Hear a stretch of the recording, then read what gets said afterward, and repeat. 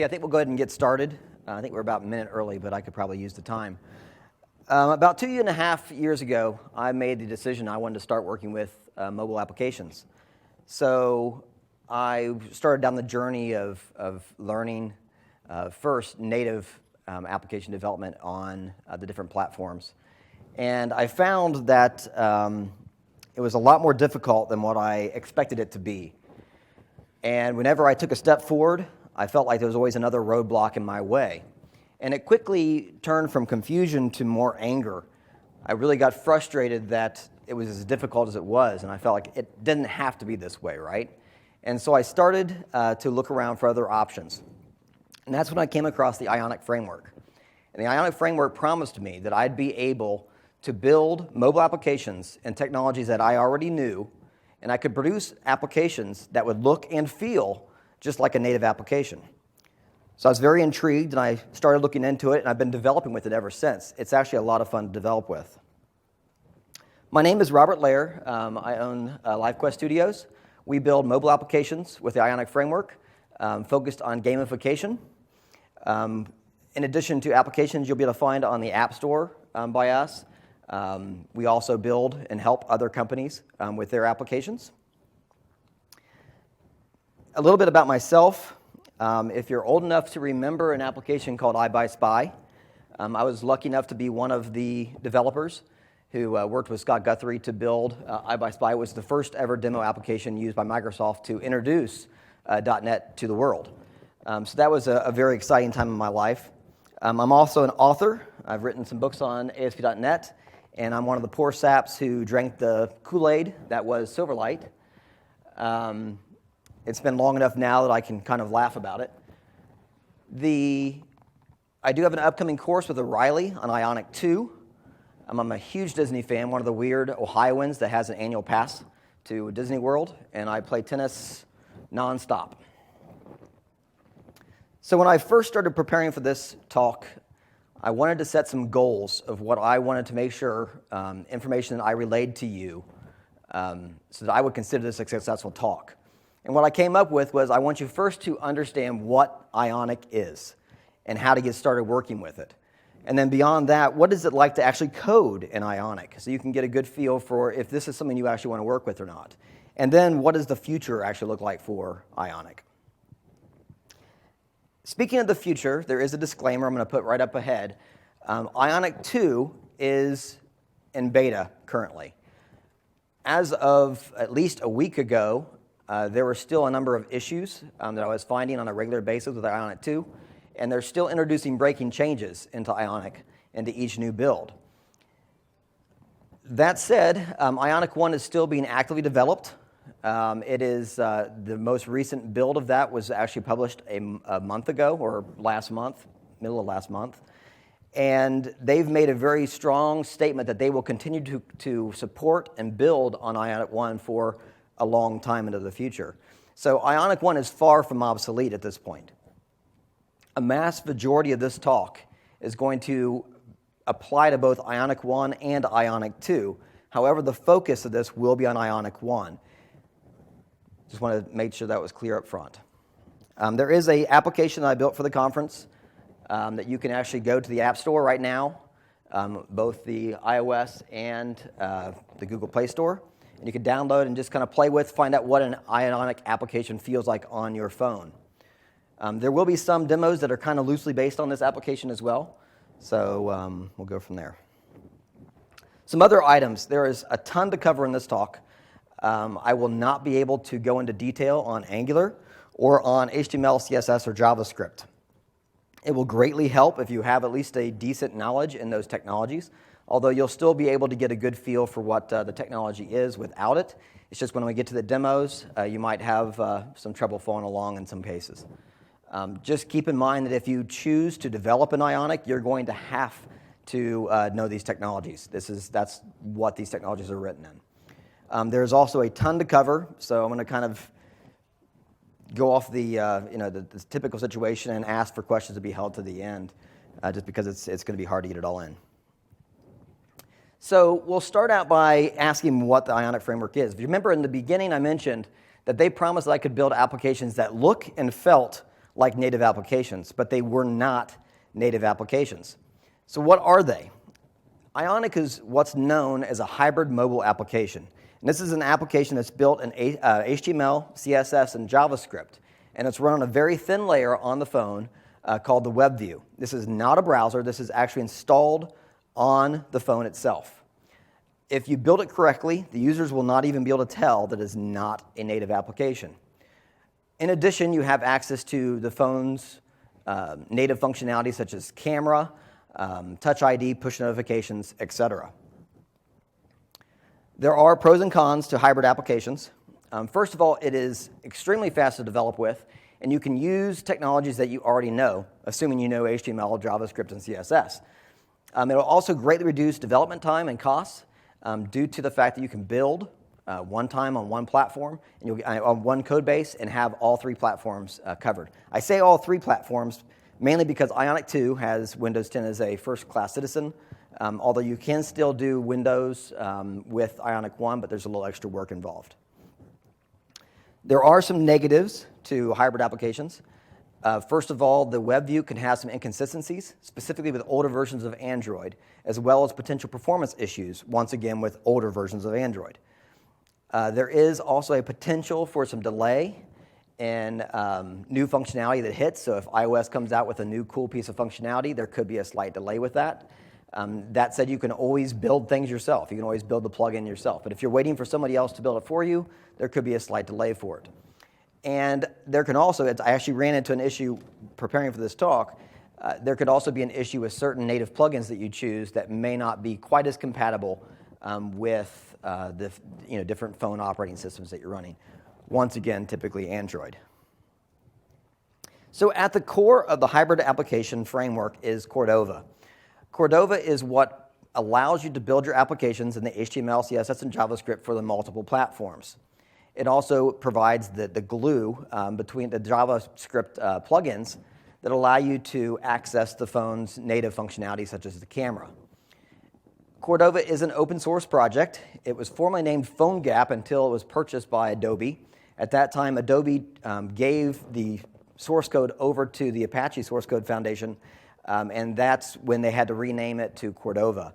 Adobe does still maintain PhoneGap, although it's more of a productized version. You might be able to tell by my previous slide that you could build an entire phone application with Cordova, and it's true, you can. But if we look for a moment at what it would be like to build an application with a native SDK like Xcode for iOS, you're going to get a lot of things in addition, like UI components or navigation or transitions and animations, just the things that make the application feel like it's a phone. With Cordova, if we were to do this with just Cordova, we would be responsible for 100% of that functionality. We would have to implement all of that with JavaScript to try to get not only the look of the application, but also the feel of the application. And that's just a lot of work, and honestly, it's just not worth it. So Ionic kind of fills that gap. It provides that extra bit of functionality that we need to get not just an application that runs on the phone, but that also feels like and looks just like a native application. You can think of it kind of like Twitter Bootstrap for hybrid applications. It provides a number of benefits to the hybrid developer. First of all, performance. So all the things that Ionic is built with is focused on performance to make sure that everything is very fluid and it functions as fast as it possibly can on the phone. In addition, there is a number of UI components that Ionic offers that help make your application look native. It provides the navigation as well as built-in animations, transitions, and it's free. It's all open source.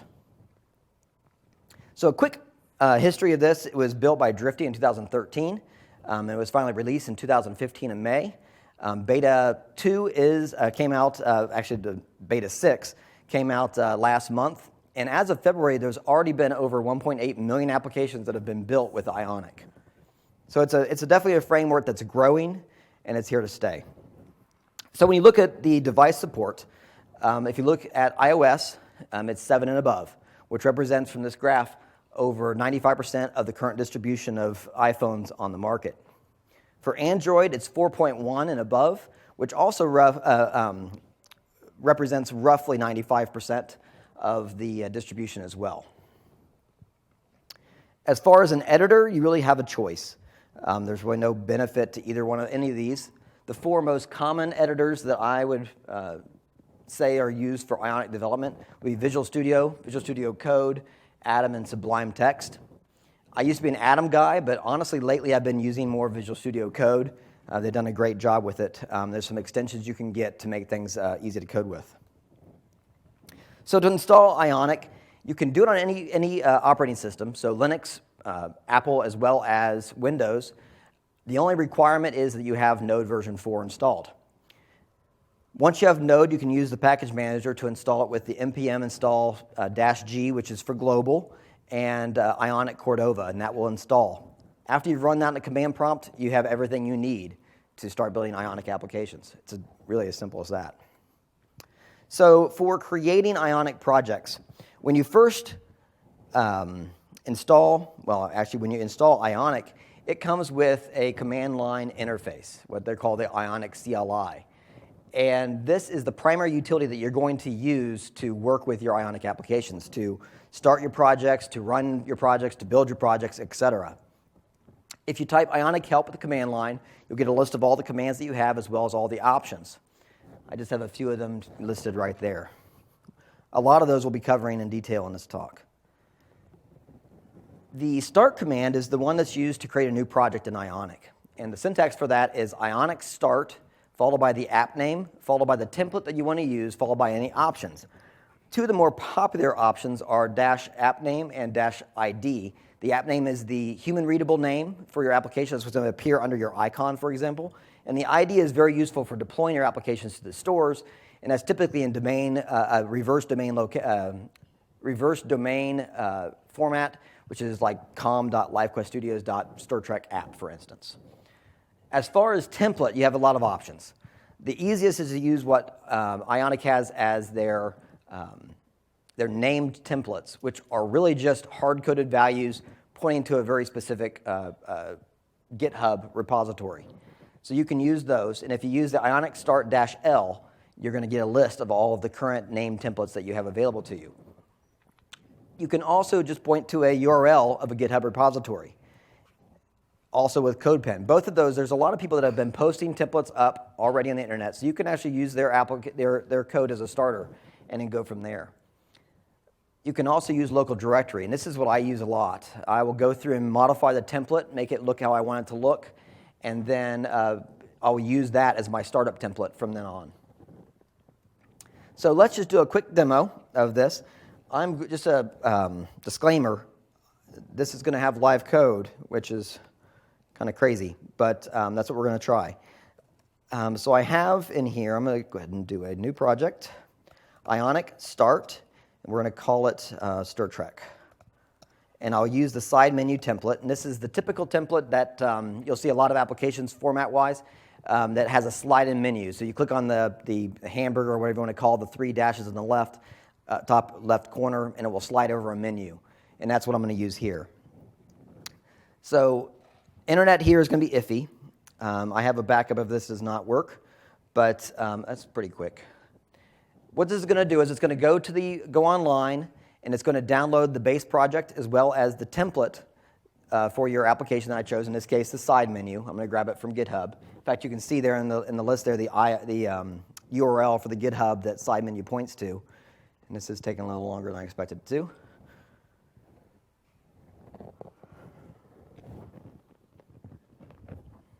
There we go.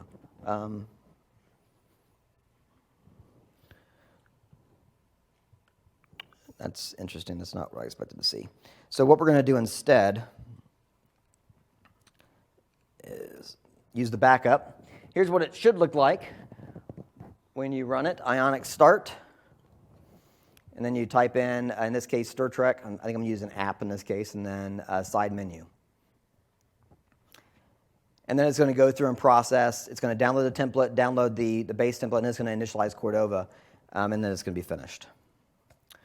All right. So when I was explaining this Ionic to a friend of mine, the first reaction they had was, but I don't like the command line. I'm a Microsoft .NET developer. We don't use command lines.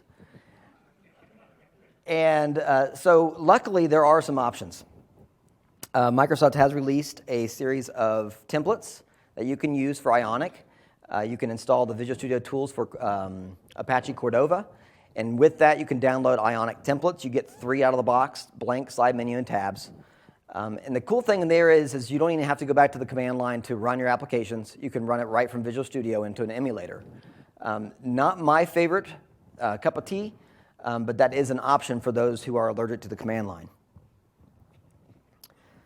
So let's look a little bit at the project structure that's created when we create a new Ionic project. There are a number of folders and files that are created that are important, some more important than others based on what your needs are. First of all, the hooks directory is there for you to inject code at different points in the Cordova process. So after your application runs or after it builds, for instance, you can have JavaScript that can manipulate the files that were created or do some action.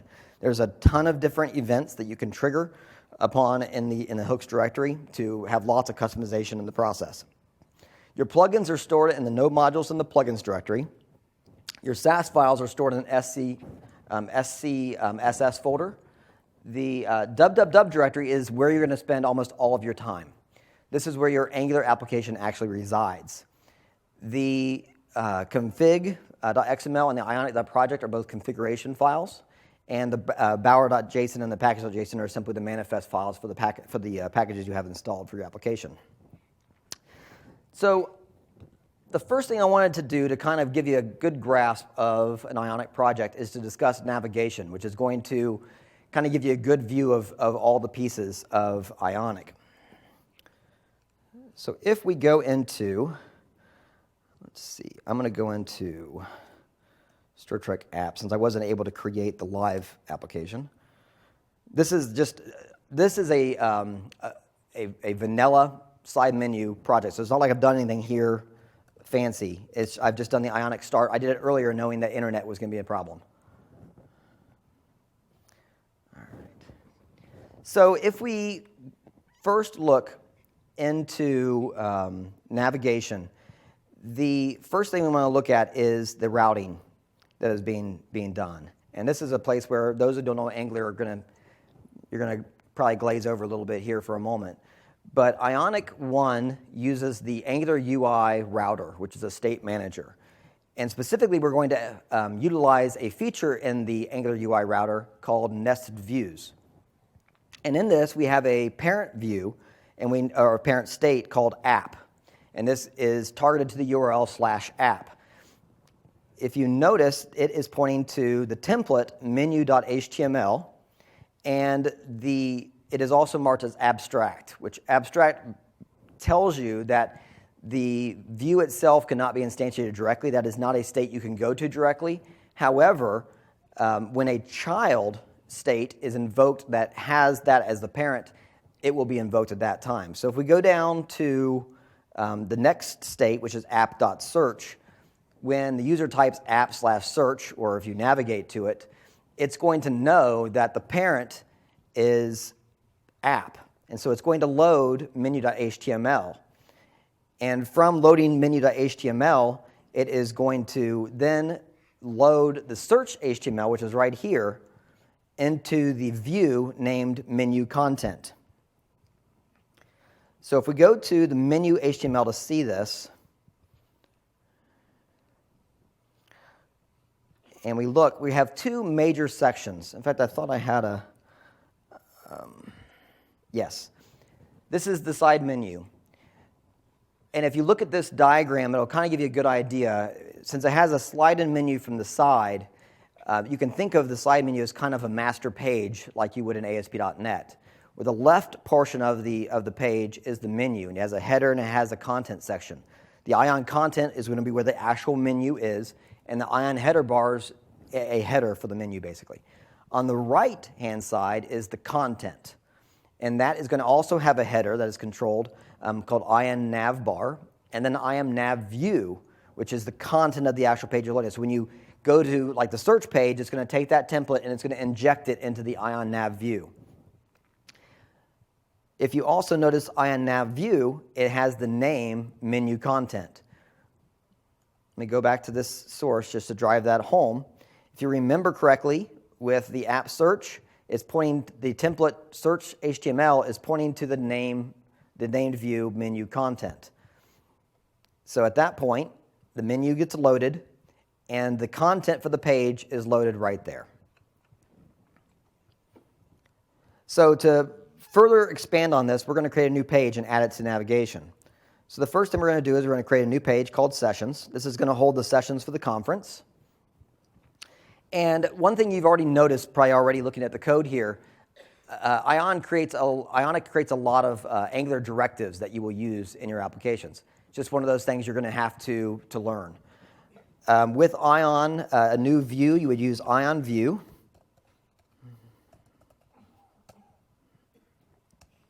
And inside Ionic, well, first of all, for the Ion view, you can also specify a title that will be at the top of the navigation bar. So in this case, we'll just use view title, and we'll just call it sessions. In the view, you have content, and that is represented by Ion content. And for now, just for simplicity, we're going to just create a header tag and put sessions in there. Okay. The next thing we need to do is go into our routes. And we need to create a new route for our sessions page. I'm just going to cheat by copying an existing route, change it to app sessions. We're going to point it to the URL sessions, which will actually be app/sessions. And we will point this to our template we just created. The next step that we would need to do is we have the route and we have the template. Now we need to create the menu item to actually navigate to it. So if you come to the menu.html, this is where all of the menu items are. And we'll just, once again, copy and paste this one. And we'll just name it sessions. And again, we'll be pointing to app sessions. And that is it. Now, we go back to the command prompt. Another command that has been provided by the Ionic framework, the CLI, is called serve. And we're going to go into this more detail with debugging. But if you just type Ionic serve and enter, this is going to load the application into a local development server, and it's going to allow you to hit your application with the browser, which is great. And so as you see here, you can click on the menu, it slides in, and we can click on sessions, and there's sessions. And so there you go. Not a whole lot to look at yet, but that's the start. All right. So as I just showed you, Ionic provides a command called serve, and it allows you to open your application using a local development server. It is probably the most useful, I would say, debugging tool, at least early in your application development. When you're first building the application, it's very nice to have that up so you can easily view it in the browser. However, there is one big issue with using Ionic Serve, and that is the fact that the Cordova plugins will not work. So if you're using a camera, for instance, if you try to access the camera functionality, you're going to get an error. But that said, it will still allow you to debug the majority of your application, which is why it's typically used earlier in the application. So let's look a little bit further at debugging inside of Chrome with Ionic Serve. First of all, if you look at this, it sure doesn't look like a mobile application. It looks like it takes up the entire screen. It just does not look mobile at all. So the first thing you can do is you can press F12 to bring up development tools. And if you go up here to the top, like the middle bar here, you can see this toggle device mode. If you click on toggle device mode, it's going to give you, this resolution is small, it's going to give you an updated look at the page as a certain device. And if you click on this, you'll see all the different devices that you can choose. So if we want to use iPhone 6 Plus, we can click on that, and it will update it to resize it properly. And we'll go back to iPhone 6, and it does automatically resize for the display. So I'll just scoot that back over here for more room. So if we look over on the right, the elements, if you've used Chrome debugging before, this is nothing new. The output HTML from Angular is shown in the elements. The console is where all the errors are going to appear. This is where, most of the time, this is where you're looking. And if you load your application and something doesn't work right, you go to the console and find out what the issues are. And the sources is where you can actually debug in your source code, which is pretty cool. And we're going to try that out. So the first thing we're going to do, right now the sessions page, I'm just loading the template without a controller. So we're going to add a controller to it. So what we're going to do is we're going to come down. I'm good at stealing code, so we're going to do that again here. We're going to call this control sessions control. We don't need state params. That's for passing additional information into the view or into the controller. And we're going to add a simple variable x equals 1. Now, if I go back to the command prompt, actually I need to also wire up. If we go back to the route, we need to tell it to use the control.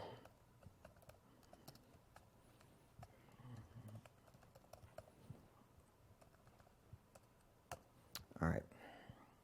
Now, if we come back to the command prompt, we have Ionic serve running, and it has a watch that is constantly looking at your source code, and whenever a change is made, it automatically detects it and reloads it in the browser. So you could be coding side by side with the application running in Chrome, which is quite nice. So you'll see your changes live as you code them. So the moment you save a file, you're going to see it mess something up. You know you've got an issue. So if we go to, if we expand out and look at the controller in this, did I not save it? Oh, I did save it. Session controller. I shouldn't have to refresh. That's the whole point, but.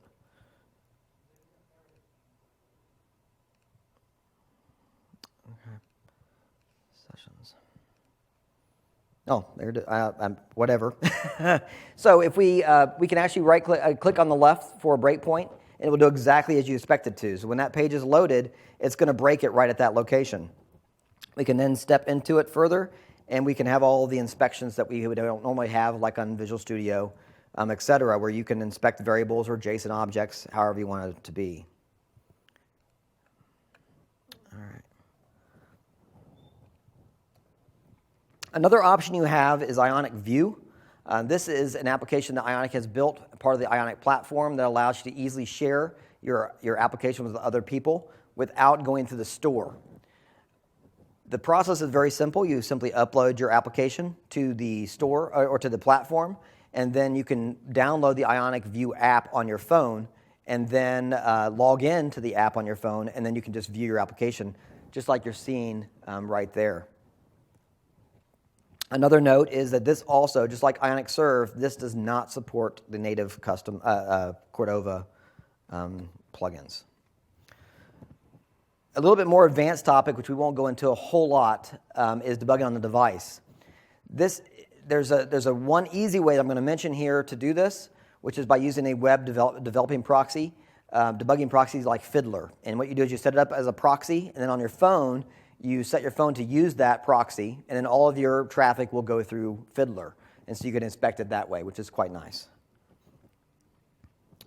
So the next thing I want to do is start to show you how you actually code your applications, how you build them out. And Ionic provides you a number of UI components. And of those components, there are two basic varieties. The first variety is the CSS components. This is a library of components that are really just a collection of built-in CSS classes that you can apply to your HTML to automatically get a nice look of a native look to them. You can use that URL to get the full list of the components. We are going to look at the list component in detail. The good thing about these is once you do one, you can pretty much do them all using the same basic pattern. And I've chosen the list to look at. And it's not surprising that the list is responsible for displaying a list of data. And the basic classes that are used with the list are the list class and item class. The list is the list itself, and the item are the different items that are contained within the list. You can also apply different classes as well, such as item divider, which if you notice in the picture is a little grayed area, and it makes the items special items in that case. So let's add a CSS list to our application.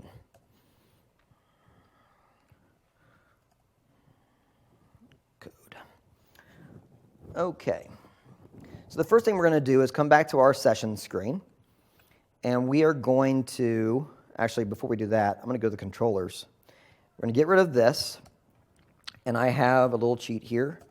I went to the JSON feed that Star Trek published, that the application I built for the conference is using, and I just pulled 4 of them out for simplicity, and they're in that JSON object.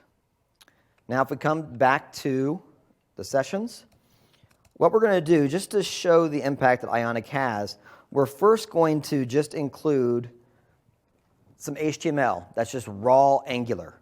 If you look at that, it has a div with a repeating anchor tag that has a state link to it. So you're linking to a different state, and it just has the binding in there. And if we save that, I believe that's, yep. If we save that and come back to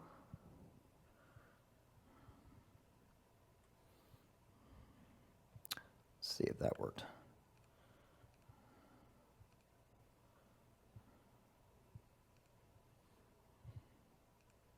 It's amazing.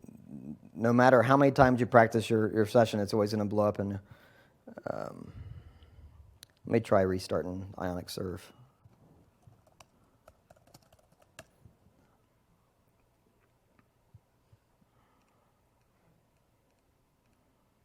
I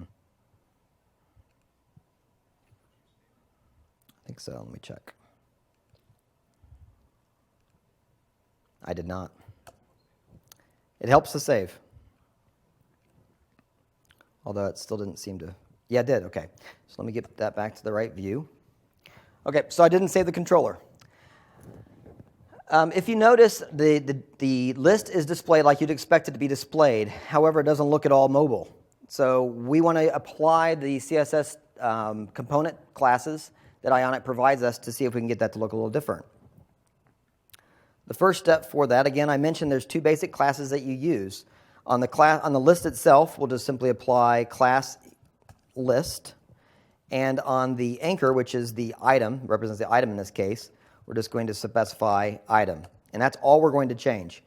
The moment we come back, I don't know why it's not refreshing it. The moment we come back, you can see an immediate change to our output, and it looks a lot more mobile just like that. We're going to go a little bit further. I have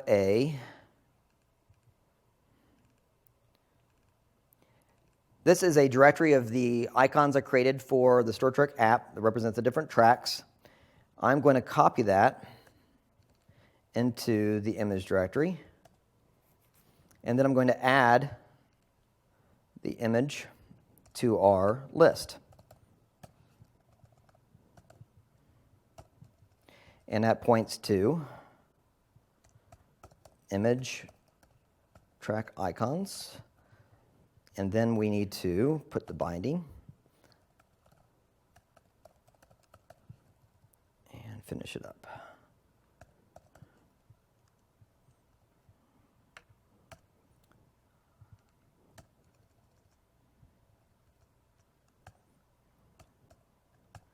Go. Yeah, thank you. And we won't worry about the alt tag at this point. So if we save that at this point, I don't know why it's not refreshing for me. Just call it. All right, so if I refresh that, you'll see that the icons are showing up, but it's still not like I want. It does not look like a mobile application for me. So what Ionic provides for you is some additional classes you can place on the item to get a little bit more information. So I'm going to put item-thumbnail-left. This is one of the styles they offer. Come back, and now I know to refresh.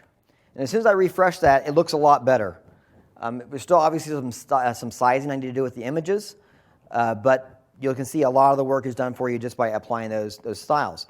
And there's a number of other options as well. So instead of item thumbnail left, we can do avatar, for instance. And when we refresh it there, it changes the style even further.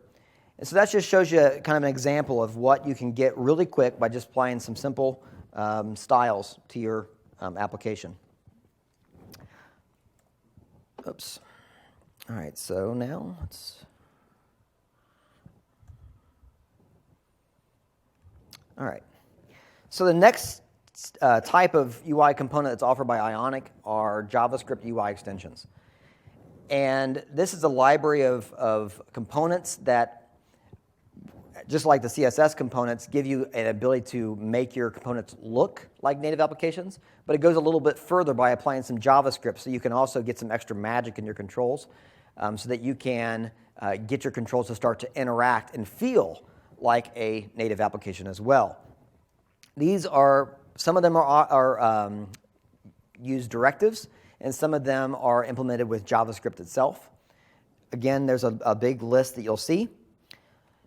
You'll also notice there's kind of an overlap between the CSS components and the JavaScript components. That's why I chose to show you lists in the first place, because that's one of those overlaps. So you have a list on the CSS side as well as the JavaScript side. On the JavaScript side, it does all the things that the CSS list does. However, it provides a number of other pieces of functionality on top of it. You specify it with the Ionic list directive. That's the list itself. And then each item has an item directive underneath it. And because this is the JavaScript version, you can enable things like editing or swiping. So if you know the typical interface on a mobile application where you can swipe the item and have buttons appear, that is supported by this, as well as dragging to reorder and some other things. So let's add the item list. So if we come back to our same page here, I'm going to do it right underneath so we can compare them. First, we want to add the list itself. And then we're going to add an item. Now, at this stage, this is going to have one item in the list, which is not what we want. We want it to be repeating. So in the same way that we did for our CSS style, we're going to use Angular to repeat it for every session and sessions. So I'll just copy that and paste it down on the item.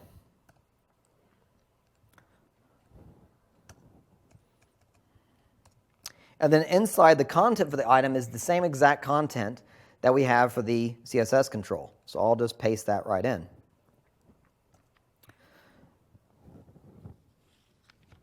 Make sure I'm staying on script here. All right. So with just that change, I'll come back and I'll refresh. Oh, did I close the... I don't know why that's doing that.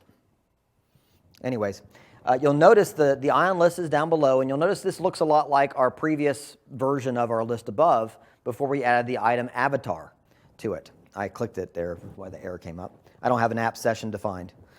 So if we come back to our code, and we're going to, right on the ion item, we're going to add the class item-avatar. Then when we come back to our source code, you'll see the list looks identical.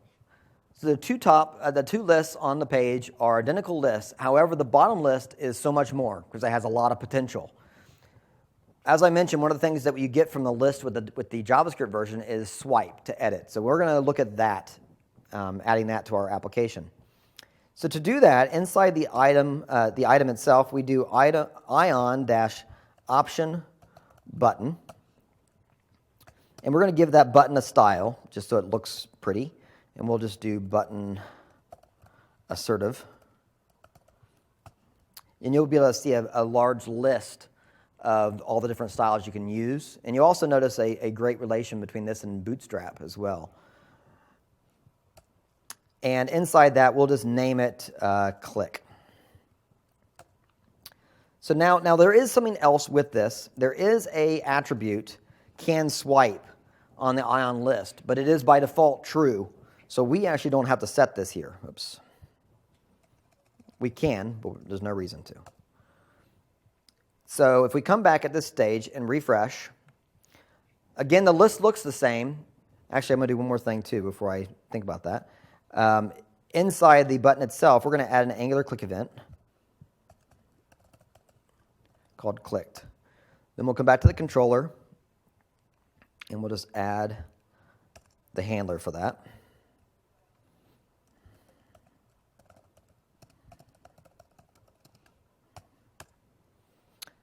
And in there, oops.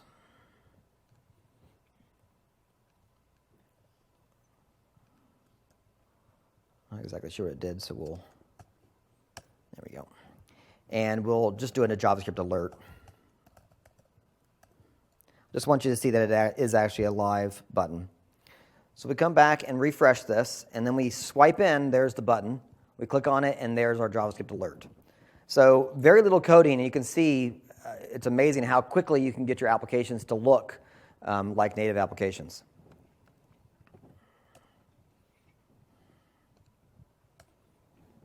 All right, so the Angular and the CSS and JavaScript are going to get you, pretty far, along the path. But at some point, you're going to most likely need to add some native functionality to your application, whether that be access the camera or the Touch ID, some type of functionality that you want to add. And as I mentioned earlier, that is provided through Cordova. On top of Cordova, the Ionic team has started a project called NG Cordova, which is also an open source project. And that project is separate from Ionic, but it's there to make Ionic easier. Because all this is an Angular wrapper to all the different Cordova plugins. So if you have an NG Cordova plugin, it's a piece of cake to use because it's already built to easily be used inside of Angular.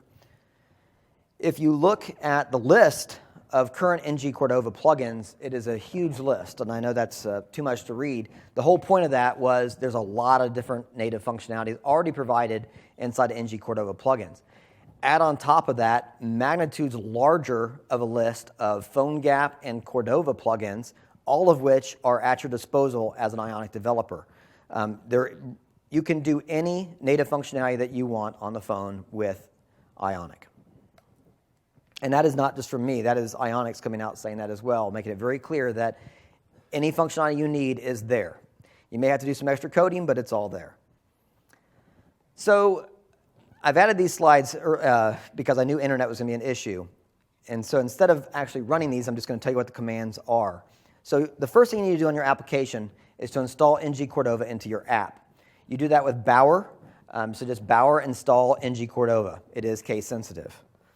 Then after that, if you go to ngcordova.com, you can see a list of all the plugins. And if you click on one of the plugins, you can view things such as what is the name of the actual plugin and what you need to include in your controllers, for instance, in order to utilize those plugins. In this case here, we have the name is Cordova-plugin-camera, and the name of it is $Cordova camera. So we're going to assume I've already, which I already have, done those things. So inside Ionic server, we're going to say quit to get out of it. And I'm going to navigate to a new directory that I've already prepared those two things. All I've done to this, besides what I had previously you saw, was I just ran those two commands. That's all. So we're going to open that up in code.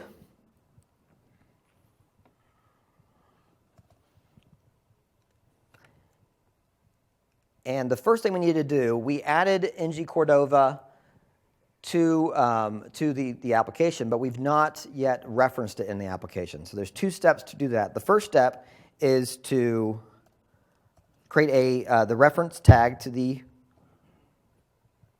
JS file, which is right there. And then we need to come, if you know Angular, go into the app.js, and you need to add the reference to your primary module.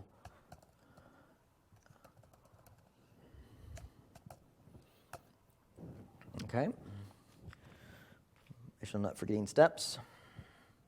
All right, so now what we're going to do, we're going to hijack, just in the sake of time, we're going to hijack another view that we've already got. We'll use browse. So if we come to the browse, we need to add some code in here for our functionality. So I'm just going to create a div. And I'm going to add a class. This is one provided by the CSS components for padding. This is just a kind of an easy way to get padding all the way around the item. And then inside that, I'm going to create a button. And then I'm going to assign a number of styles to that button. First of all, it's going to be styled like a button. It is going to be full width. I also want to make it color for assertive, which is the red. And I'm also going to put an icon on the left just to show you the Ionicans. Didn't really put that in the talk because I was afraid with time, but Ionicans is really cool. It's a lot like Awesome Font, if you've used that to get some cool icons in your applications. So in this case, I'll do icon left, which means put the icon on the left, and the type of icon I want to use is Ion camera. And then I want to add the Angular click event. And we'll just say take picture. And we will just put the caption for the button as just take picture. Okay. And now I need to have a space for where the picture is going to actually reside. So we'll do that as a div as well. We'll add padding to it. And we'll create an image tag. And we'll set the source equal to, I think it's image. In addition, we'll add a little quick style, even though this is, clearly you want to put this in your style sheets, but for sake of simplicity, here we go. And there we go. So the next thing we need to do is add the control for this to make this happen. There currently isn't a control for the browse page, so we're going to create a new one.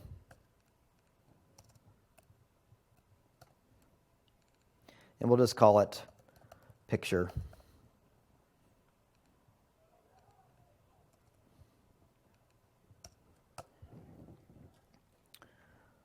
All right, and now that we have that, we need to update the state.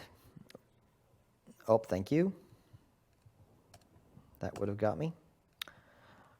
You want to come back to the browse state, which is right here. As I mentioned, it did not have a controller, so we need to add it. Oh.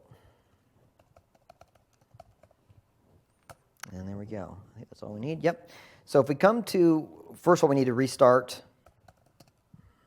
serve. Maybe it'll refresh now. Okay, so now if we go back to the browse button, we'll see we have the button showing up with a nice icon on the left, full width button, and of course nothing's showing yet at this time. Now if I click, well actually I need to add the source code for taking the actual picture. So if we come in here and we go back to the controller, and inside the picture, this is a lot of code, so I'm just going to do it this way, and we'll go through it. So this is creating the event for the take picture function. We are first setting up a number of options for our camera that we're going to pass into the Cordova method. And then we have the actual Cordova method here, which is cordovacamera.getPicture, which is and that, again, that's defined on the ngcordova.com website. You can see the details of how to use these plugins as well. And then all I'm doing is I'm taking the output URL from the image, and I'm injecting it into the scope variable named image. And that's all. Now, if I I need to refresh it, apparently. Make sure I saved everything. Yep. So refresh that.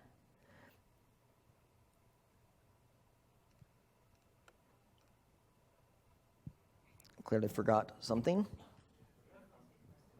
Say again?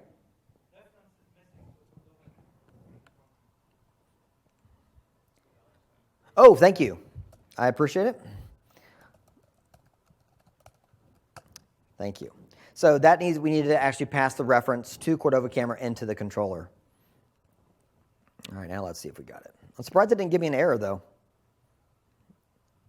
Still surprised.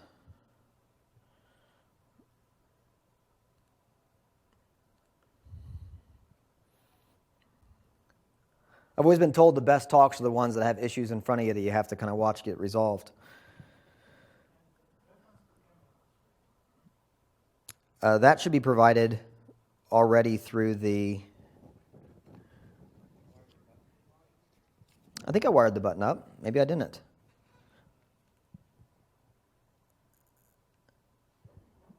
Oh, yep. All right. So it wasn't doing anything. That's what okay, so now if we go back to the page and we refresh it and we click, that's what I expected to see. Okay. As I mentioned earlier on, when you use Ionic Serve, you cannot access Cordova plugins. So what we need to do instead, and this is what I've kind of worked with, we're going to actually move over into the next topic, which is deploying the applications. Before I get into the actual deployment, I do want to mention one thing. It seems like such a simple thing, but you would not believe how many different sizes of icons you have to create for your applications for multiple platforms. It is insane. So what they've done is they've given you the ability to create one large splash screen and one large icon file, and then you can use an Ionic Resources command, and it will automatically upload those two images and pass back to you all the sizes you need for all the platforms that you're using. It's a huge time save. So to actually deploy these applications, for iOS, you'll do first of all, you need to do an Ionic platform add iOS to tell the Cordova that you want to have iOS involved. Then you do an Ionic build iOS, and that's going to generate for you an Xcode project that you can then open up in Xcode and then deploy to your phone or deploy to the store. For Android, it's a lot easier. You simply do an Ionic platform add Android, then you build, and then you run it. And of course, you have to have a connected device to make that happen. And I do just so happen to have a connected device here that we're going to hopefully see that deployed to. So if I come back to our command prompt, I've already done, because of the internet issue, I went ahead and did the platform add Android. And in this case, I just need to do Ionic run Android. And if all works well, this should automatically deploy to this device. It does have to build it first. Here we go. And I can tell you in a second if it's going to work.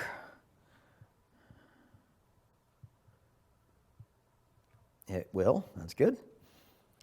It found the device. If it doesn't find the device, it says it's going to the emulator, which is bad for this talk. And so it's going to first build it and then deploy it to the phone.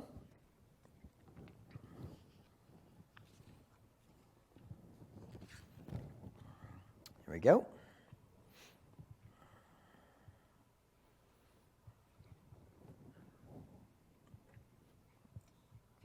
Almost there.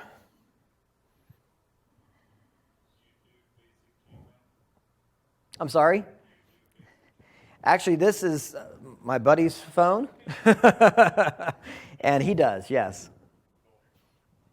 That's an app he built. You can actually go and download it from the Google store. Oh, it isn't? I thought it was up there. Okay. All right, so if you notice there, it created the APKs, which are the packages. Now here it comes on the device.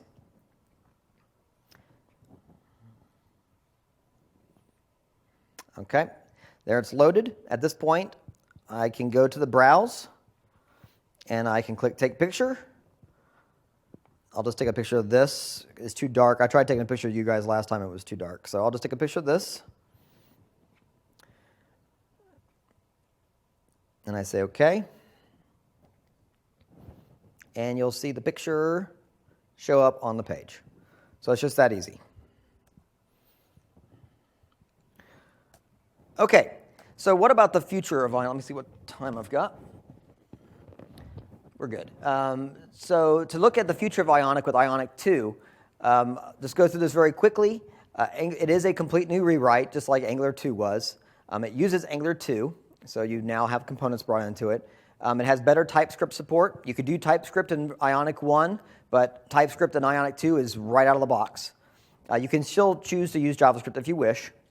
It's also much cleaner HTML. If you noticed, with these very simple examples, I already had huge class statements or class attributes with a lot of styles on there. It just really got kind of ugly. They're putting a lot more into directives and less in the CSS. NG Cordova has been replaced with a new project called Ionic Native.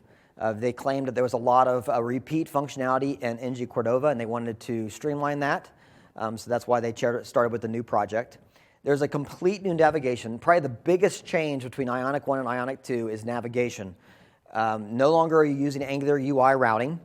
that wasn't flexible enough. There was a lot of issues that caused if you wanted to use to do more complex things such as navigating to a different page from a modal. And so they moved to a push-pop model. So if you want to add a new page to it, you just push it on and it adds to the navigation stack. And if you want to go back, you pop it off and it takes it off the navigation stack. Very simple, very flexible. There's also improved theming. The Ionic 1 theming, if you notice, they put more of a kind of a tilt towards iOS, and they kind of make it look material and make it look Android. This way they're actually starting with all of them by scratch. There's also better default structure. If you know Angular and you work with large Angular applications, you can see the format that I used in this example, which is the default from Ionic 1, is very bad for maintenance. They put all of the controls in one file, as well as a number of other violations. So the Ionic 2 is much better at that. They're better at adhering to the Angular style guide. So it's folder by feature and the rule of one, et cetera, are all taken into account there. There is also added support for Windows 10 by default now. So you can just do Ionic platform add Windows, and it will add it as a first-class citizen. There's also a lot more improvements on animations, as well as Ionicans get now directives, which is quite nice. So which one should you use? As a rule of thumb, if you're going to deploy your application in the next 2 to 4 months, use Ionic 1.